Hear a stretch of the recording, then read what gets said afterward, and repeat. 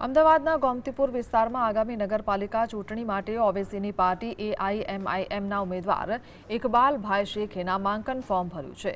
એક સમયે કોંગ્રેસના મજબૂત ચહેરા તરીકે જાણીતા ઇકબાલ શેખે કોંગ્રેસની ટિકિટ પર 4 વખત વિજય મેળવ્યો હતો। આ વખતે તેઓ અસદુદ્દીન ઓવેસીની પાર્ટી એઆઈએમઆઈએમમાંથી ચૂંટણી લડી રહ્યા છે। ફોર્મ ભરતી વખતે ઇકબાલ શેખે કહ્યું છે કે કોંગ્રેસ પાર્ટી ડ્રાઈવર વગરની ગાડીની જેમ છે।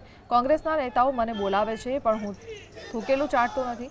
તેમણે વિશ્વાસ વ્યક્ત કર્યો છે કે આ વખતે ગોમતીપુરમાં કોંગ્રેસની પેનલ નહીં પરંતુ મીમની પેનલ જીતશે અને રેકોર્ડ તૂટશે। ગોમતીપુરના ઉમેદવાર ઇકબાલ શેખ ફોર્મ ભરવા માટે આવ્યા છે। દર વર્ષે તેઓ ગોમતીપુરથી જ ચૂંટણી લડે છે, પરંતુ આ વખતે જે બદલાવ એ છે કે તેઓ કોંગ્રેસમાંથી નહીં પરંતુ એઆઈએમઆઈએમ પાર્ટીમાંથી છે। તે ઉમેદવારી પત્ર ભરી રહ્યા છે, એટલે કે તેઓ આ જે મીમ છે તે મીમ પાર્ટીના ઉમેદવાર છે।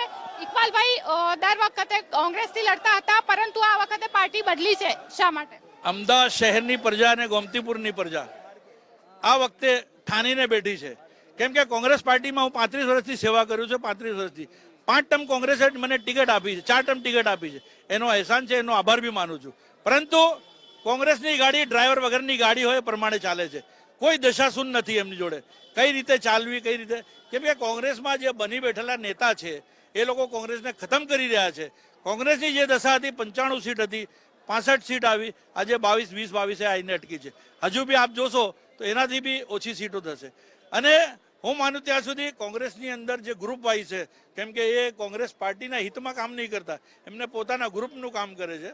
પણ કોંગ્રેસની પ્રજા જે ગોમતીપુરના બદલાવ જે ઈચ્છી રહી છે, અમદાવાદ શહેરની અંદર સૌથી પહેલા કોઈ પેનલ જીતશે તો અમને દ્રઢ વિશ્વાસ છે ગોમતીપુરની મીમની પેનલ ચૂંટાશે, એવો અમને પૂરો વિશ્વાસ છે। અને ગોમતીપુરની પ્રજા ઠાનીને બેઠી છે કે આ વખતે બદલાવ છે।